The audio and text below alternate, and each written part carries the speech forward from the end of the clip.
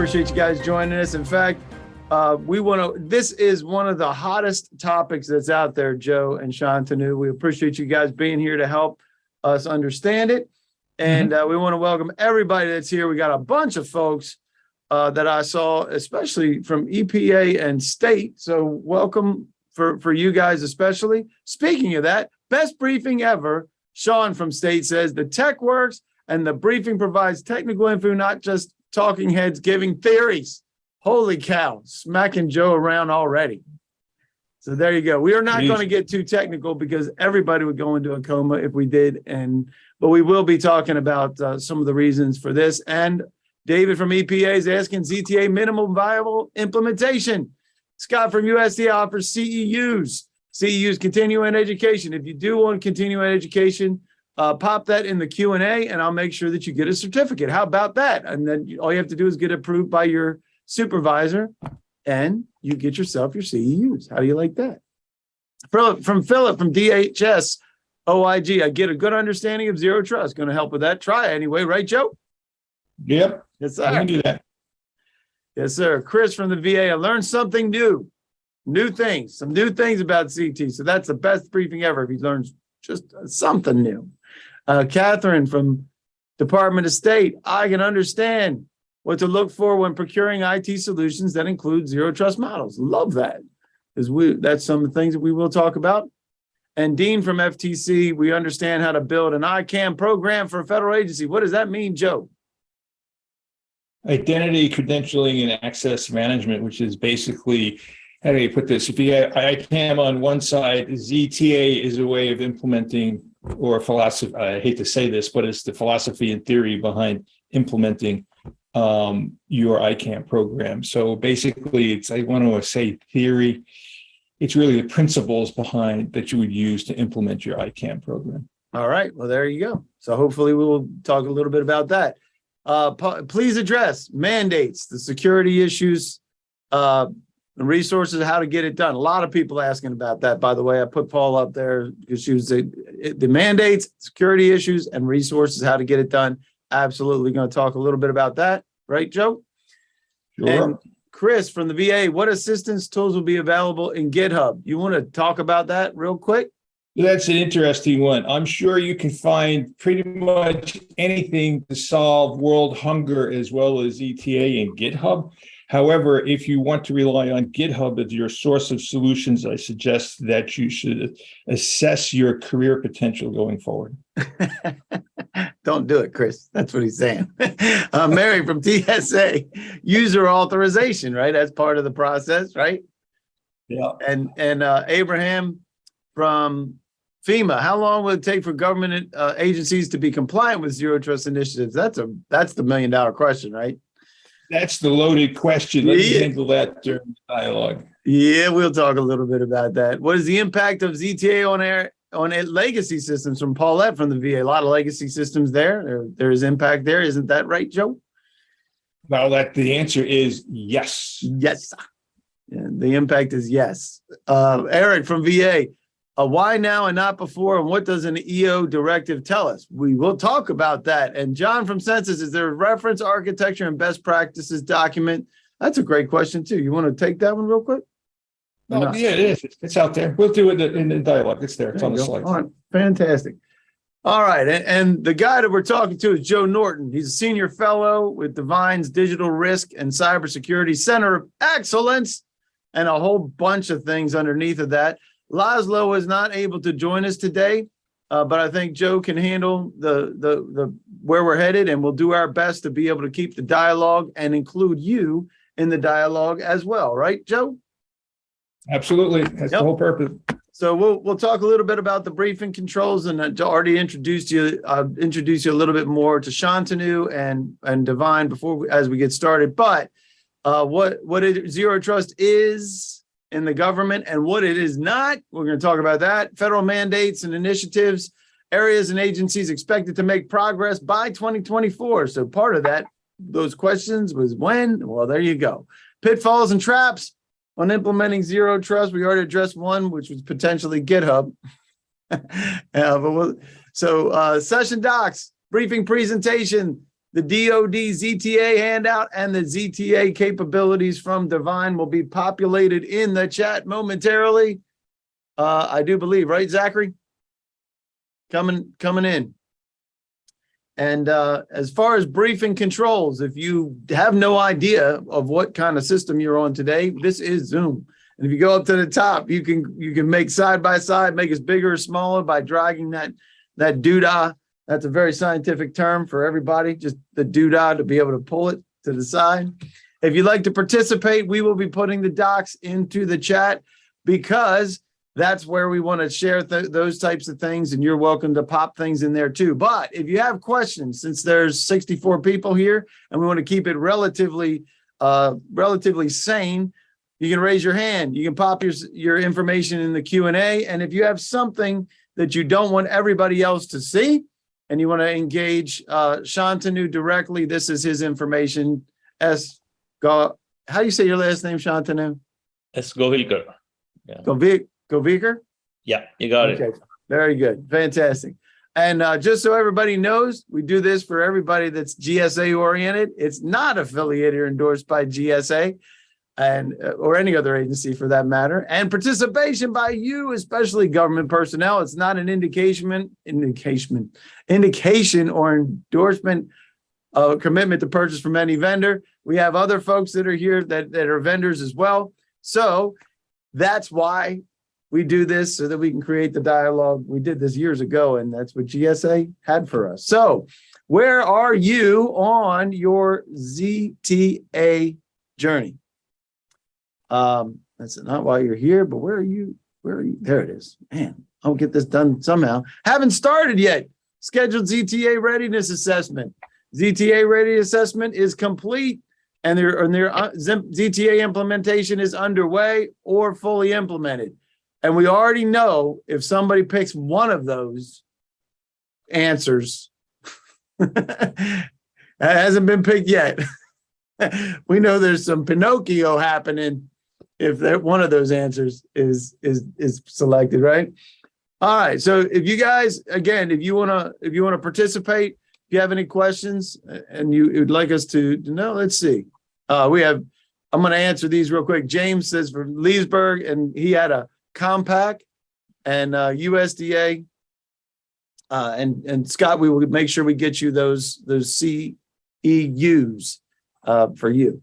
Gotcha, buddy. All right, fantastic. We'll do that.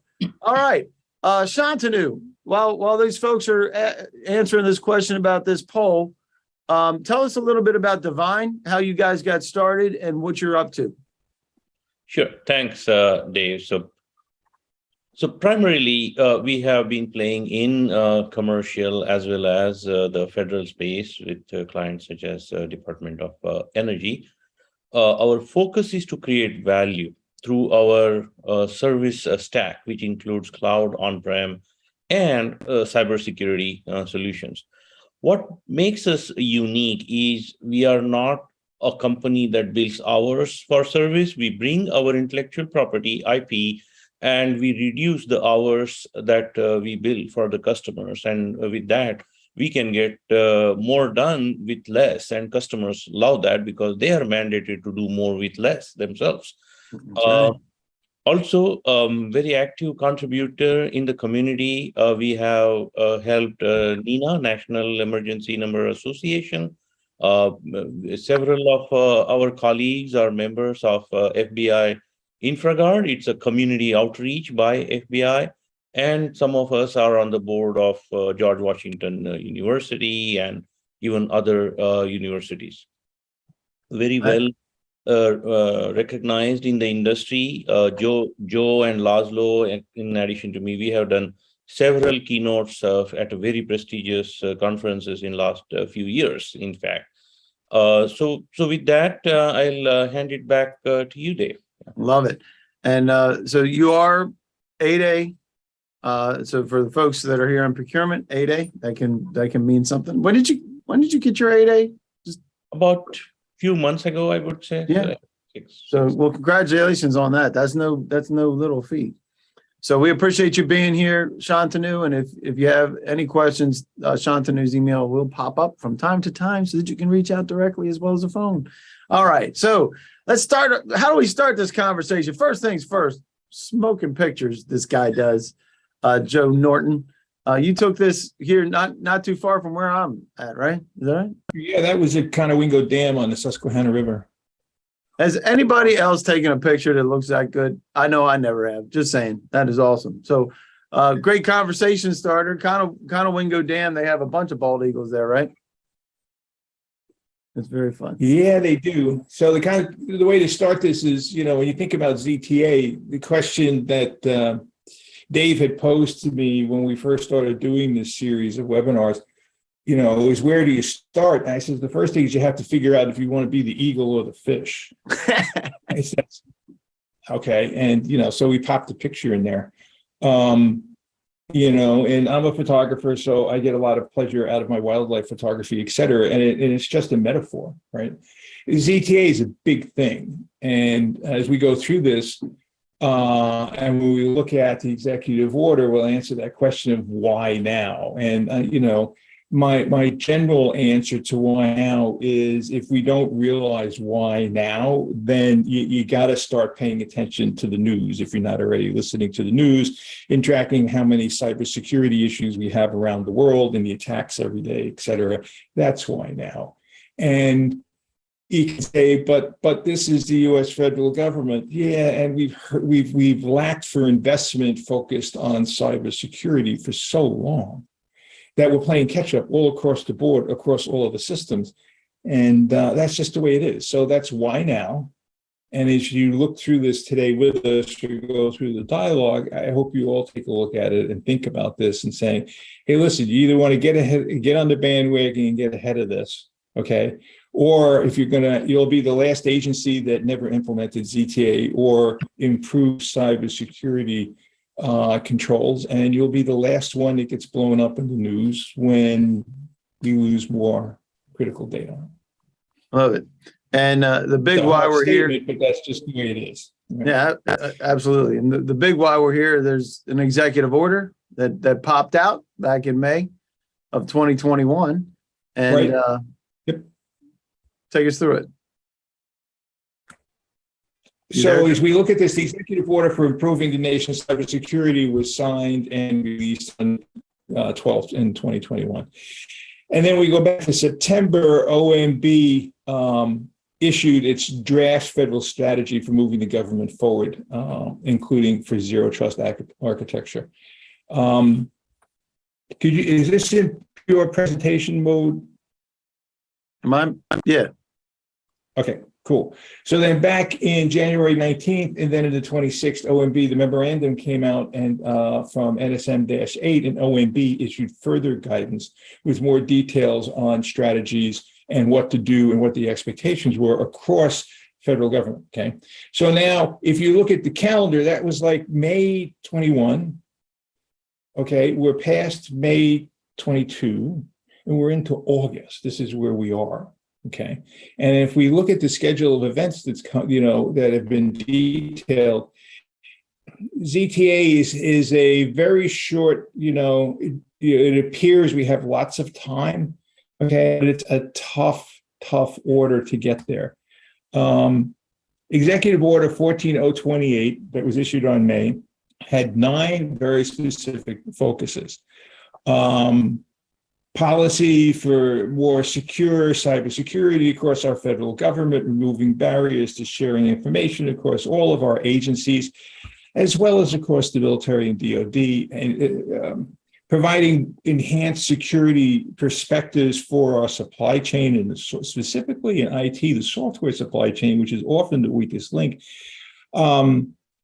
Having a review board across federal government so that we can better share information and policies and reuse of what we're doing, standardizing a playbook for dealing with vulnerabilities and incidents as they occur, detection of vulnerabilities and incidents, improving how we investigate, remediate, and overall national security systems. But the focus today, when we talk about zero trust architecture is specifically on, paragraph or section 3, modernizing the federal government cybersecurity, of which ZTA is a very critical component of doing that. Next, please. Yep. So if we look at, the federal civilian executive board and agency imperatives, it's advance towards zero trust architecture, adopt best practices, accelerate cloud services, centralize and streamline all of your cybersecurity data, analytics for seeing where the attacks and your risks are, and investing in technology. The two most important to me that we're going to talk about today are advancing towards zero trust architecture and the fact that we're finally willing in our federal budgets to invest in technology and personnel to get us there. And have you seen, you've been involved with a lot of different agencies. Are they absolutely applying the money in the right places now that you see? Some people are, some people aren't. I mean, everybody struggles to where they are in the agency, where they think their stature is, and how aggressive you're being going after the funds. But we'll look at the budgets and the money that's available, and I will tell you the figures astound me. The amount of money that is currently available today stuns me for cybersecurity. Even just specifically carved out in the budgets for cybersecurity. Look at that on the budget slides. So yeah, we'll definitely get to that. And real quick on the links, some folks are having trouble with the links. Don't stress. We'll make sure that you have those. You'll get a copy of the presentation. You'll have a link to the video recording as well if you need it. Just want to make sure if you're having any trouble. It seems to be working for some folks and not working for other ones. So there you go. And back to the draft strategy for moving towards, right? This, you're recapping what you had before. At the highest level, the goals are stated on what to achieve coming out of the draft strategy. And then what are you expected from the OMB guidance that was, to achieve by September 30th, 2024. Tattoo this someplace on your bodies. ETA, September 30th, 2024. Okay. What are your focuses? Identity-wide, access, identity, complete inventory and respond to incidents, encrypt at rest and encrypt in motion, treat all your applications as if they were internet connected, internal applications as well as external, and make available all of your vulnerability reports for review across all of the government and CISA, and have a pathway to protect your data categorization, logging in, and information sharing, Achieve enterprise-wide identity and multi-factor authentication, a complete inventory, think of this now, a complete inventory of every device in use in your agency, to be able to detect and respond to incidents and encrypt at rest and encrypt in transit, and act as if, this is really important, act as if you're connected to the internet, and pathway to data protection. That's what you're being asked to achieve. Now, does that mean that it's expected or it's even achievable across the entire federal government to have absolute 100% implementation of ZTA across all of these goals by September 30th? To be discovered in 2024, but significant movement toward those goals and achievement is expected.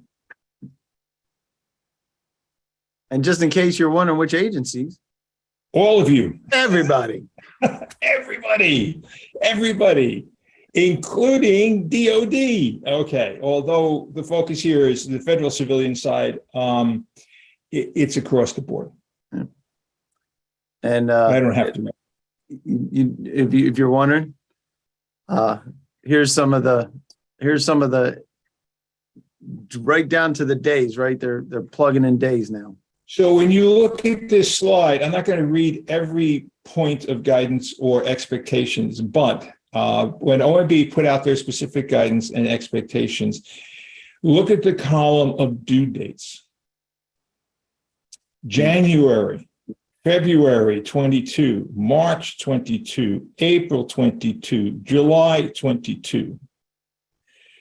you guys should all be looking at this list and saying, hey, where do you sit on this scorecard? Now, we could create 70 pages of set of dates and expectations across all the agencies, but the data in that memorandum is there for you. It's publicly available. I don't have to have a security clearance. I don't have to have a password to log on to a government system. I can go find this stuff just by doing a search on the whitehouse.gov, and it's there. Where are you on these due dates? And if you haven't across your agencies met some of these already, I would be beginning to say, oh my God, how am I going to catch up? That's true. Now, a lot of this is being driven by NIST and the components of NIST, right? So tell us about this SP 800-207, just in case they haven't heard. SP 800-207, what is zero trust? It's the guidance on defining what zero trust is. And it's specified as a collection of concepts and ideas designed to minimize uncertainty, enforcing accurate, and the most important piece, least privilege per request access decisions in information systems and services in the face of that are connected to any government network. Least privilege per request access decisions. Now, you might say, what does this really mean? All right. So we've spent so much time, especially in the civilian world, and also with government, thinking about single sign-on. I'm sitting there and I log on. I have to have all these passwords. I got all these systems. Everything's different. So we spent decades, we spent eons trying to make everything simpler and simpler and simpler for people. And the result is we created landscapes that are very vulnerable to compromise because of that. So zero trust is not something brand new. This has been around for 30 years, okay? The concepts behind zero trust have been around forever. It's no different than having to walk into a secure facility, okay, and stop at the gate and have a security person look at you, then ask you for your ID, compare it to your picture, and then still question if you are who you say you are. That's per request every time you go in. Now, apply those types of security controls to your information systems and say, hey, listen, I can't trust that you're on all the time. I can't trust that it's you. Why? Because there's so many weaknesses across the IT landscape that can be picked apart through vulnerabilities. You have to test it. You can't leave access open all day long, especially if you're sitting at a laptop or a desktop, et cetera, and leaving everything wide open. Least privilege per request access decision. Let's go into this further, Dave. Yep. You got it. And more importantly, what isn't it, right? So it's not a COTS solution. So I've made this statement several times in this webinar, and I've actually had two people take exception to me saying this. Oh no, we found a vendor who has a 100% COTS solution. And I would say, yeah, I think so. There's no such thing as a COTS solution. There's too many components to this to put into one piece of software, okay? Now, it doesn't mean that the tools aren't out there. There's lots of tools you can use, and we'll go through this a little bit more as we go forward in the dialogue today. But it's also not a solution for zero-day vulnerabilities. If you implement ZTA, a zero trust architecture, that's not going to remove vulnerabilities. It's that simple. And moving to a cloud adoption does not equal zero trust. You have to test your procurement if your cloud providers have implemented it their side zero trust. And no matter what you think about cloud security or we may think or I may think about third parties and going to the cloud, et cetera, the weakest link is always your suppliers. So I lived out there in that world. I've worked for major international corporations. I've been a consultant with McKinsey. I did my own consulting. I was the CTO at McDonald's Corporation. I was the head of technology and the CTO at Novartis Pharmaceuticals. I can give you a list. You can look it up on LinkedIn where I've been and what I've done. I've also worked for some of the significant, as a chief security officer for one of the world's largest third-party providers of cloud services. And I can tell you that your cloud services, your suppliers do not staff their data centers with 100% of their employees. Most of the data centers from your major cloud suppliers are supported with subcontractors. So who do you trust? It's that simple. And the answer is you don't trust anybody until they're trusted. And TA. So zero trust starts with the approach, and I know it was a question earlier, a statement about theory, but it's a philosophy and a culture. You have to adopt a philosophy and culture that says, I will test every access request. And then supporting it with your policies and your systems and your support from leadership. I think one of the things that you have always stated, and you continue to build this, is the fact that it's holistic. It doesn't, you can't pick little pieces, and it's almost difficult to do it iteratively even, right? So it's like you gotta actually look at both ends and the middle all at the same time. Absolutely. And it's just like there's a reason there are no screen doors on a submarine. Okay. And I know that for a fact because I served in the submarine service. The zero trust core principles are around securing your devices, your applications, your networks, your data, and your identities. It's an identity-centric policy model for controlling access.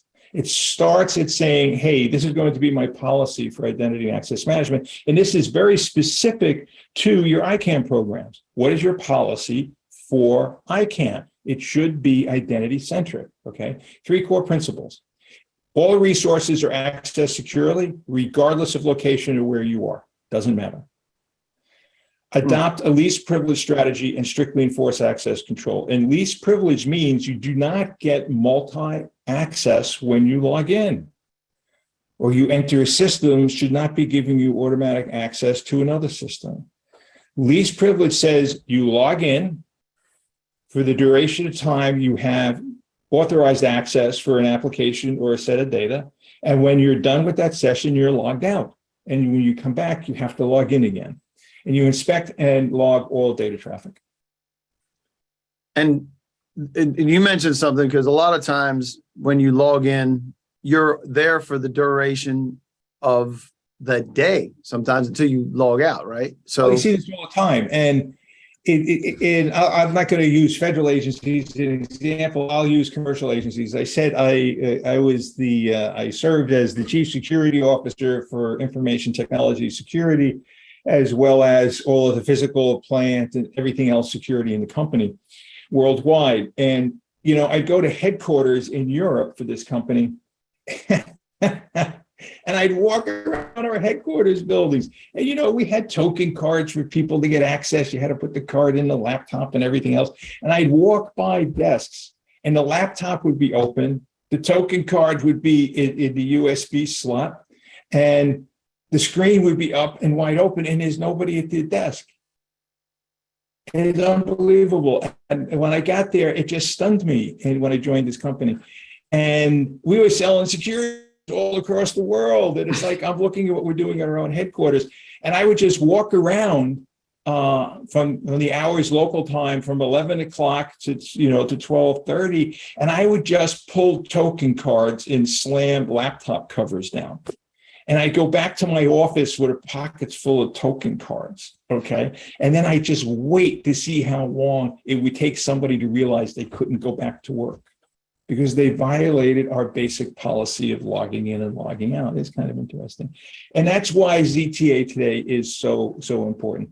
And no matter what we think about ourselves or our staffs, our colleagues or anything else, the weakest link in security is always the human factor. You can put all of the controls and systems in you want. The weakest link is always the human factor. And also known as a picnic error.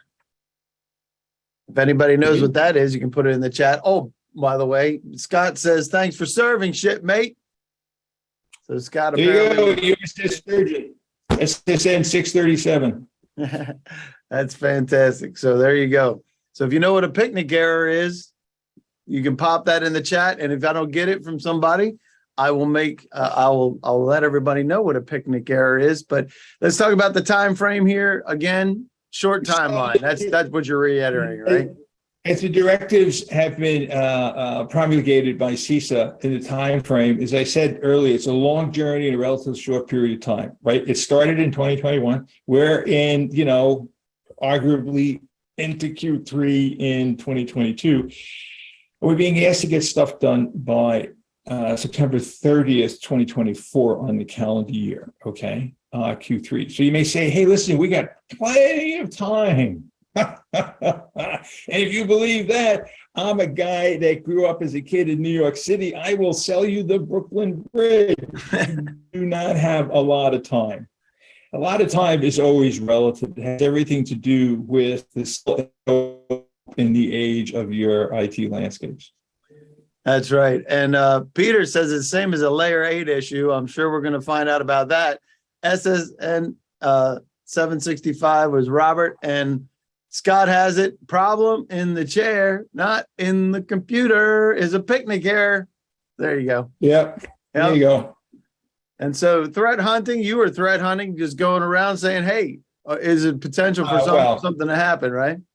I think what's important here is that included is reference to public law 116. CISA now is authorized to conduct its own threat hunting activities across the federal civilian agencies and networks without prior authorization from your agency.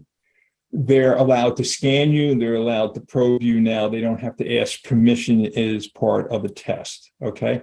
And they will submit their own quarterly reports to the National Security Advisor Assistant and to the OMB.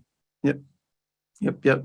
And we'll get to some questions in just a second. We will light it back up for questions, but the question we have here is, what is your biggest challenge with Zero Trust? Number one, understand what it is. Meeting the presidential memorandum. Everybody should pick that. You can pick as many as you want, by the way. What's the impact on your agency, your job role, or finding resources to help with implementation? Pick one of those there. We got, let's see. Can we get the slide deck? Yes, you should. I'm not sure why we have a couple of folks. Just a couple of folks are having trouble getting to the links. Please say, we'll reach out after this to make sure we figure out what that is, because we don't want that to happen. And if you can't get access to it from the links that Zachary's popping in there, we'll make sure you have it as soon as we're done. We'll get those too. And then Aaron says, similar to PEBCAC, the problem exists between keyboard and the chair. Yep, that's exactly right.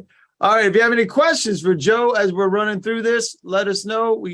Do me a favor, either raise your hand or pop it in the Q&A. If you have a private dialogue, that's where you can reach out to Shantanu directly.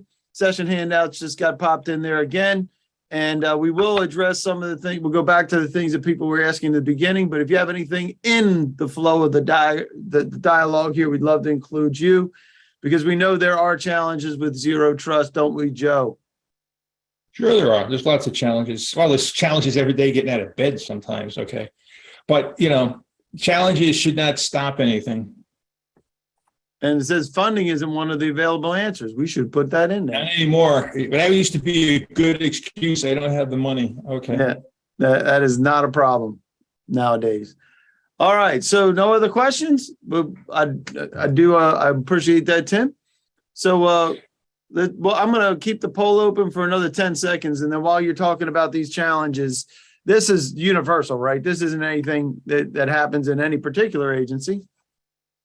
No, it's just that some of your challenges is making the switch from implicit trust to zero trust. So like Zero Trust says, I trust nobody. Let's least privilege access, test on every access. Implicit trust says, I tested you once. You now have the right to go anywhere. And that is a huge shift. And it does impact the tools you use and the architectures you build, right? So rebuilding or replacing the cloud is not going to solve the problem for Zero Trust. It does include massive investments in not only people, training, and skills, but you have to do the work, right? And you should always ask the question, do you or can you trust your suppliers? The weakest link is your suppliers. We've proven this over and over and over again. You might say, why are you slamming my supplier? My supplier is great. I'm not slamming any supplier. Many supplier organizations are huge, multi-billion-dollar organizations. Many suppliers are small, and they don't have as much funding to implement for IT security, et cetera, so on and so forth. It's that simple. We just know that the supply chains in many cases are weak. Supply chain members, especially software development houses, have been using and continue to use for viable reasons subcontractors all around the world. And keeping track of all of those pieces, et cetera, as you know, and some of the massive breaches we've had over the past 2 years came from the IT supply chain. Mhm. Okay. And not securing their updates, that their update mechanisms were vulnerable to easy access from third parties, and that's how it injected malware into most of your agencies. Okay, is there a single maturity model or consensus in targeting what to do? No, if it was, we would have all bought them already and implemented it all around the world. Okay? And one of the complexities with IT, as you well know, is all of the technologies in play. In many cases, some of the oldest technologies still in business today are in our federal government, with the exception of Lowe's. I'm going to pick on Lowe's. I hope you don't mind. If anybody has a relation or anybody working at Lowe's, like Home Depot, I'm going to pick on Lowe's. No, I'm not related. So, Okay, cool. But Lowe's Home Improvement Stores, I'm there the other day. I was trying to place an order for ceiling tiles, believe it or not. And it was very interesting. They wanted to upgrade me to a supplier, pro contractor account from my individual person account, which I had already had approval for years for my military discount, my veterans discount, my 10%, which I always go to Lowe's to get my 10%. So I said, yeah, sure, go ahead. It was going to save me $80 on delivery or something like that. Well, don't you know, within 30 minutes, they screwed up all my accounts. My veterans discount disappeared. After they transitioned to the account, they couldn't find my account and this and that. And I'm digging into this with the help desk, and I'm in the store. And I'm finding out that Lowe's is still running all of their internal systems behind the point of sale on DOS. On DOS. I'm looking at the screen and I'm saying, I recognize that crap. Okay.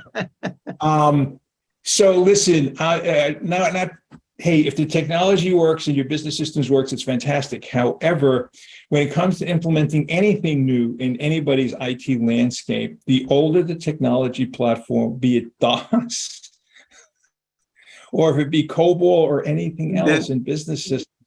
There's a lot of green screens out there, Joe. Yeah, and it's just the way it is, okay? Multi-year dedicated program office will be required. It's all about partitioning your work as portfolios of programs and projects to get through this. Remember the EO directive and the OMB guidance. You inventory all your devices, all your systems, all your identities, etc. There's a host of reporting requirements and a matrix across the agencies. Coordination communications gets complex. Software and supply chains are immature just as much as we are. Flat networks versus segmentation. If you dig in beyond, this is not part of today's discussion, but if you dig into the EO and you look at the OMB guidance, et cetera, for improving our cybersecurity posture across the federal government, it does include specific requirements for your networks and microsegmentation. Now, microsegmentation is not ZTA specific. However, your networks and your network implementation impacts how you would implement ZTA. No more single sign-on, and software vendors claims versus reality. Always tests whether you're being sold.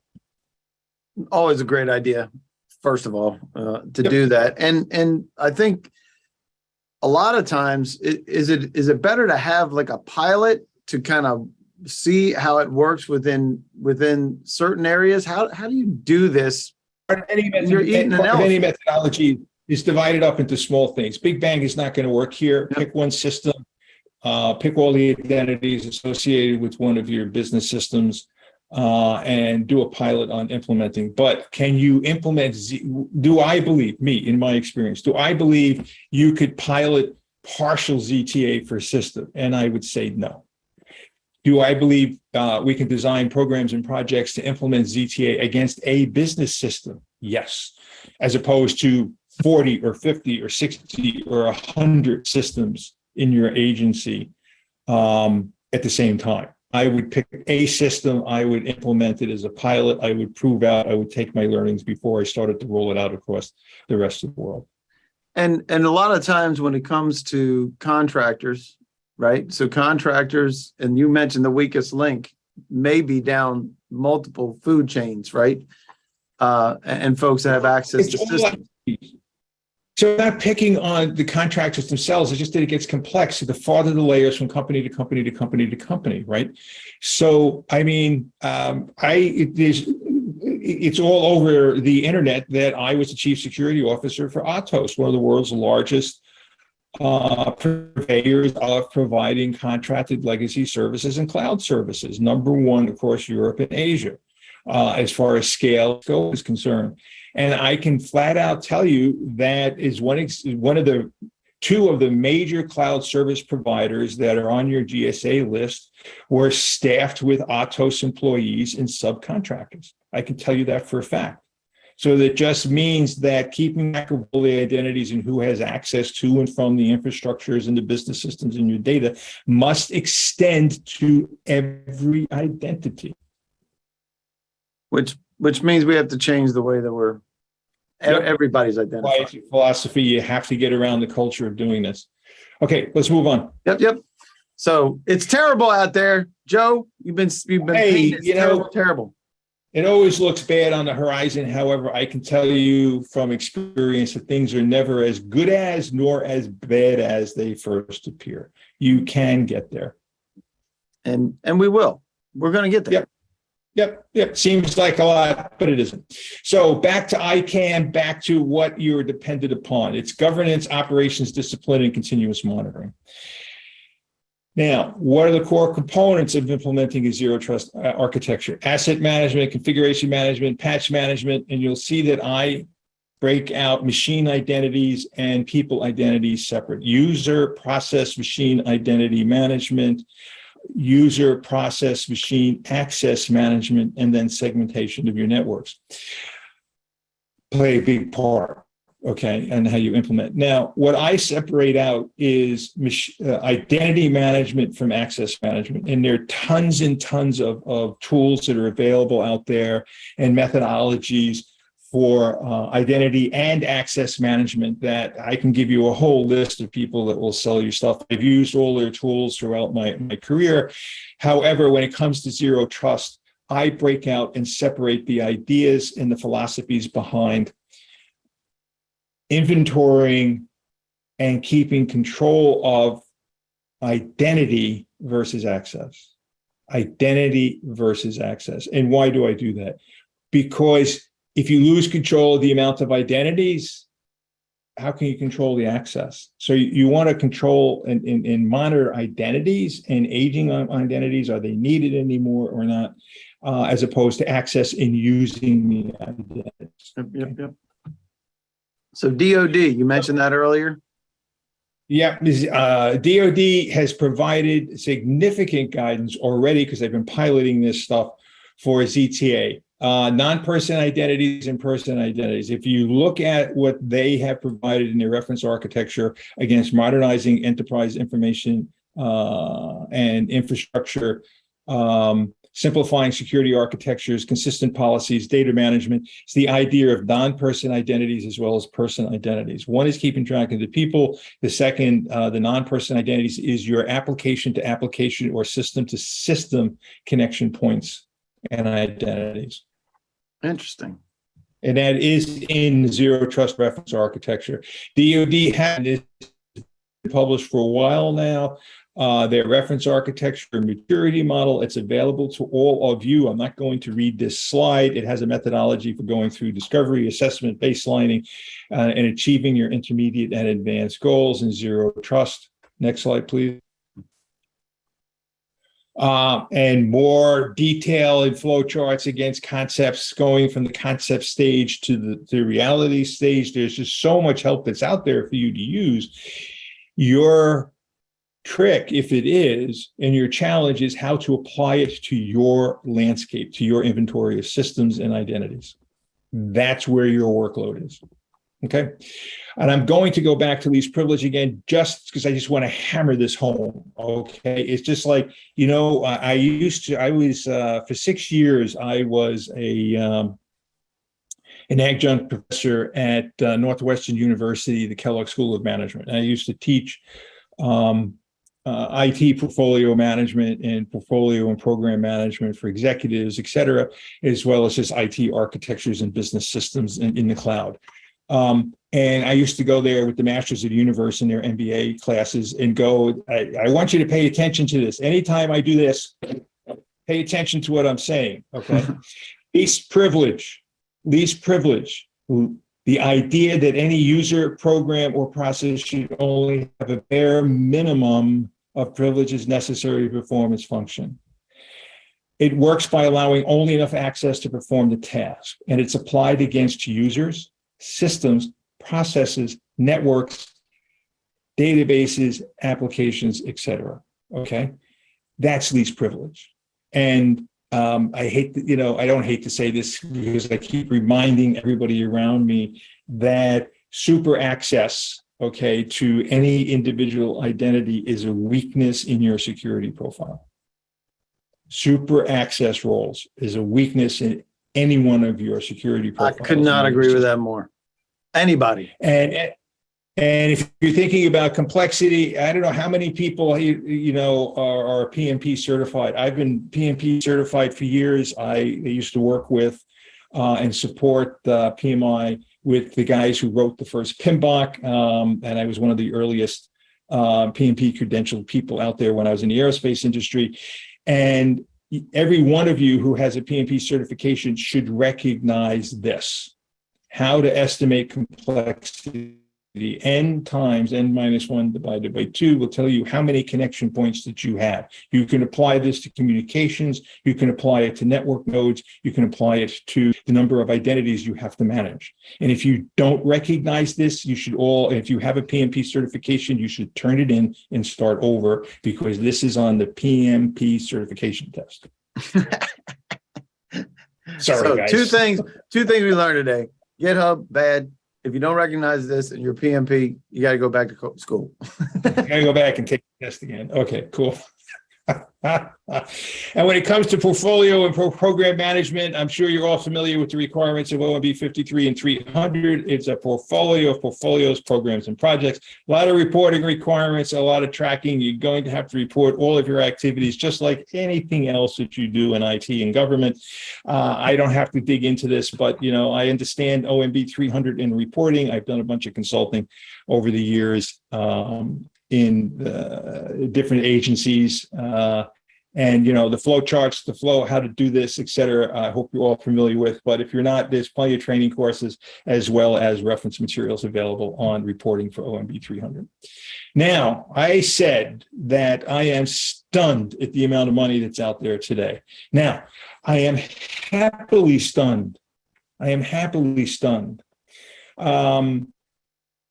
The itdashboard.gov, I will tell you, 6 months ago, the chart on the left was on that dashboard. It's not there anymore. Somebody took it down. I don't know why, but I'm still publishing it here because I wanted you to see the trend lines going back so many years in the growth of money that's available in federal government for IT, okay?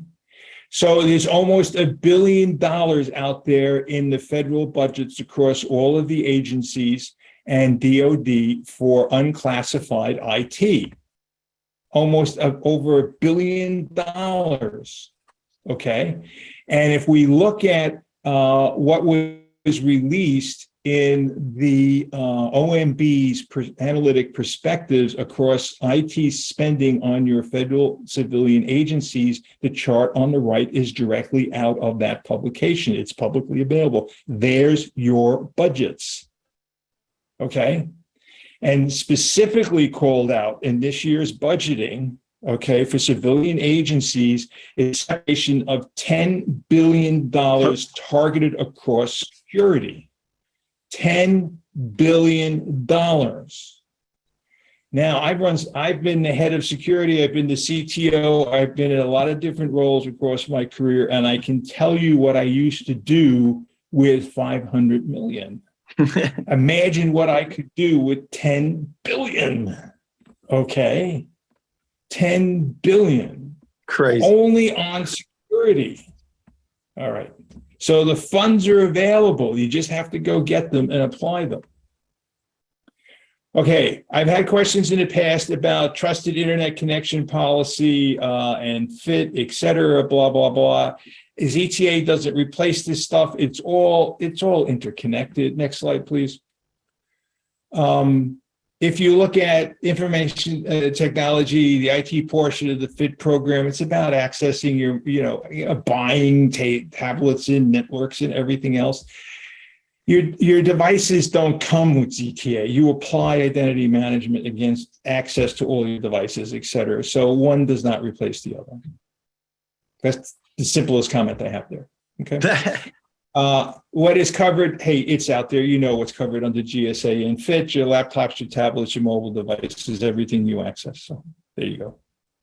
I added that just because it came up twice in two different, in different webinars.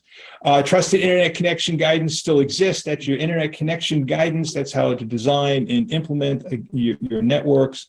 And what is a trusted internet connection? We had questions in our webinars in this series about, well, how does this impact my connections with other agencies and other governments, especially if I'm in DOD? And I say, there is no difference. They're just another identity. You're allowing access at an executive level to get to certain information or business systems connected on a network.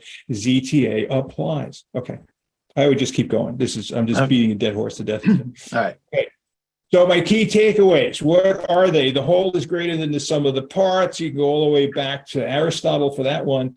And my personal comment is zero trust adoption will be unique to your agency. And again, I repeat, it has everything to do with your IT landscape and the technologies and systems that you have applied. And yes, does it apply to all your legacy systems? Yes. Okay. So where do you go from here? It's obvious, this is classic portfolio and project management. Okay, establish your scope, understand how you want to divide the work up, what projects you want to run, what pilots you want to do, where you want to get to when, look to the guidance for the goals and objectives from OMB, which flows from the executive order. Inventory your vendors, make sure you have a CMDB behind everything and you can actually inventory. You got to start with that inventory of systems and devices and people identities and non-person identities. Formulate your way forward and then go adopt, start implementing it. Now, you might say, wow, that's too trite. Well, I'm sorry, guys. That's the outline, okay? You want to get deeper into this with us? We're happy to do that with anybody. Just reach out to us, to myself or Shantanu, and we can help you.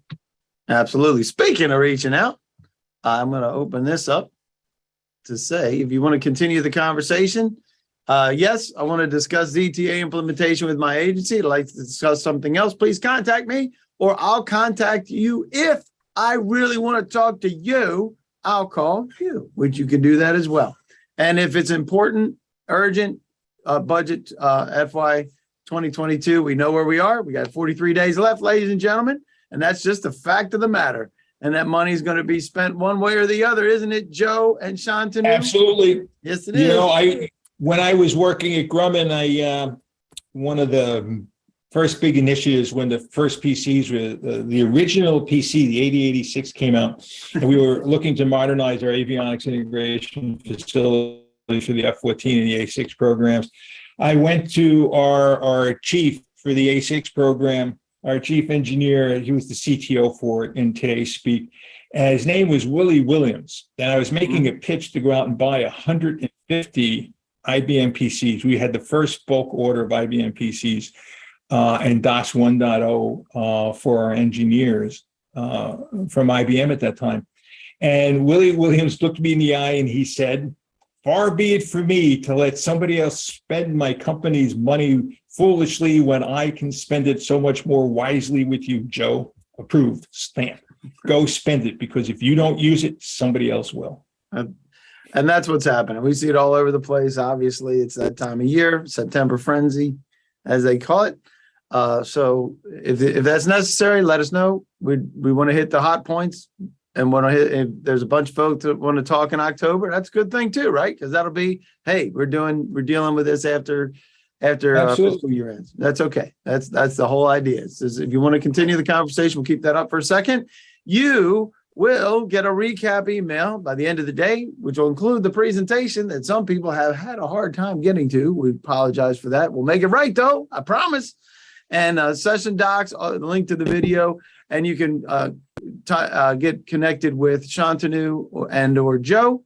And with that, we're gonna get everybody out of here on time. It's actually right on the dot there, Joe. Joe, good job. Hey, that's one of the aspects of good program and project and portfolio management is on time, on schedule. Yes.